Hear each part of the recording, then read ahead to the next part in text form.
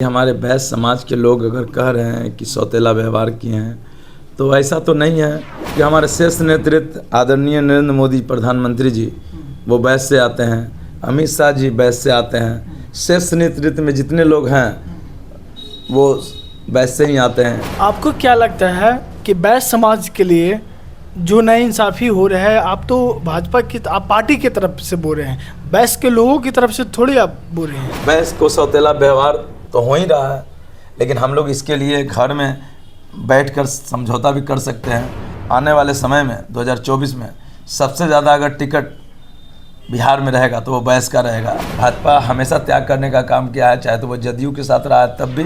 मुंबई में इंडिया गठबंधन का जो बैठक हो रहा है, क्या इससे कितना इफेक्ट पड़ता है बीजेपी को?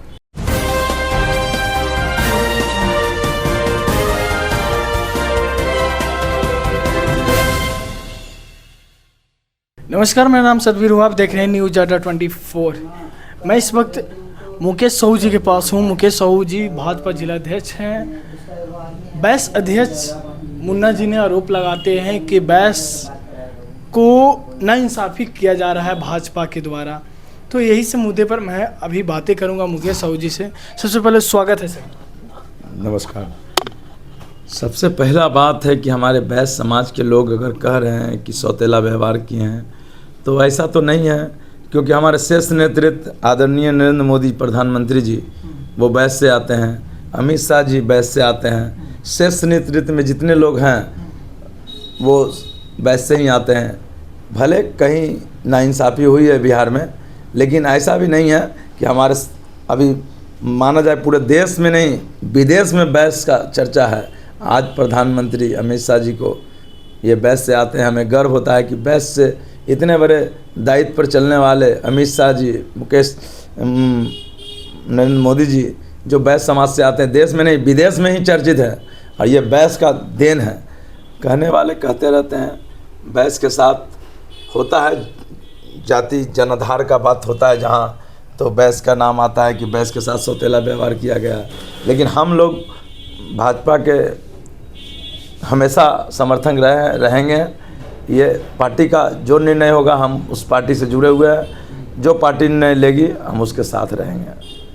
आपको क्या लगता है कि बैस समाज के लिए जो नाइंसाफ़ी हो रहा है, आप तो भाजपा की आप पार्टी की तरफ से बोल रहे हैं, बैस के लोगों की तरफ से थोड़ी आप बोल रहे हैं, नाइंसाफ़ी हो रहा है या नहीं, आप अपने शब्दों से बताइए। देखिए, भाजपा हम लोग को परिवार की तरह एक पार्टी है और घर में एक फैमिली होता है, तो कोई तरह का दिक्कत होता है तो चर्चा तो होनी चाहिए।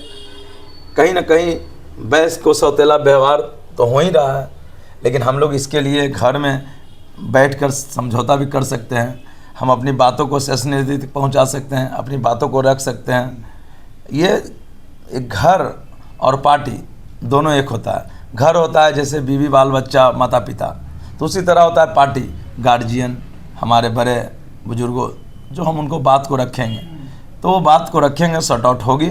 और आने वाले समय में 2024 में सबसे ज़्यादा अगर टिकट बिहार में रहेगा तो वो बैस का रहेगा, क्योंकि सबसे बड़ी आबादी है बैस का। और बिहार में चाहे तो एमपी का चुनाव हो या एमएलए का चुनाव हो, बैस की सबसे ज़्यादा सीटें रहेंगी शेयरिंग में। अच्छा, बिहार में किसकी सरकार? देखिए, ये तो जनता तय करेगी, हम कैसे तय करने वाले हैं। जनता जिधर भी जनाधार देगी सरकार उन्हीं की बनेगी। हम लोग प्रयास कर रहे हैं, काम कर रहे हैं, समय आने दीजिए, जनता हमें दिखाएगी कि हम किसके साथ हैं। इस बार तो जैसे कि एक ज्योतिषी से मैंने बातें किया था, उन्होंने ये बताया कि बीजेपी के बहुत संघर्ष करने पड़ेगा। क्या लगता है कि संघर्ष करने पड़ेगा?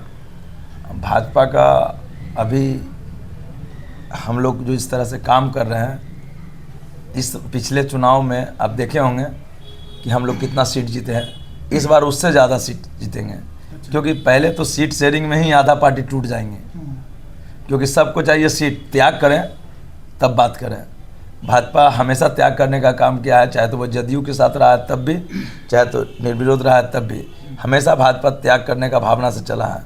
आप देखिएगा कि सीट शेयरिंग में ही दिल्ली का सरकार केजरीवाल साहब कह रहे हैं कि हमको सीट शेयरिंग चाहिए, वो कह रहे हैं, कांग्रेस कह रही है कि हमको सीट चाहिए, तो पहले खुद त्याग, जिसको त्याग की भावना नहीं होगी वो सरकार बनाने की दावा नहीं कर सकती है। त्याग करिए, भावना बनेगा। और भाजपा हमेशा से बिहार में 35 सीट लाएगी इस बार।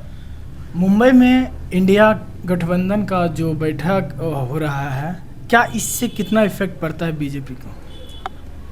कोई इफेक्ट नहीं पड़ेगा। इफेक्ट जब तक वो लोग खुद ही अभी क्लियर नहीं कर पा रहे हैं, वो कह रहे हैं कि सीट शेयरिंग का पहले लाइए। आप देख रहे हैं 2 दिन से सीट शेयरिंग की मांग कर रहे हैं, तो सीट शेयरिंग पर यही आप यहाँ बिहार की आप बात करें तो जदयू को कितना मिलेगा, आरजेडी को कितना मिलेगा, कांग्रेस को कितना मिलेगा। पहले तो यहाँ भी सीट शेयरिंग, जैसी सीट शेयरिंग की बात आएगा वहाँ पर मामला गड़बड़ाएगा, क्योंकि सबको त्याग का भावना नहीं, सबको चाहिए हम, तो हम हैं तो गम होगा, तो गम होगा तो भाजपा नंबर 1 होगा।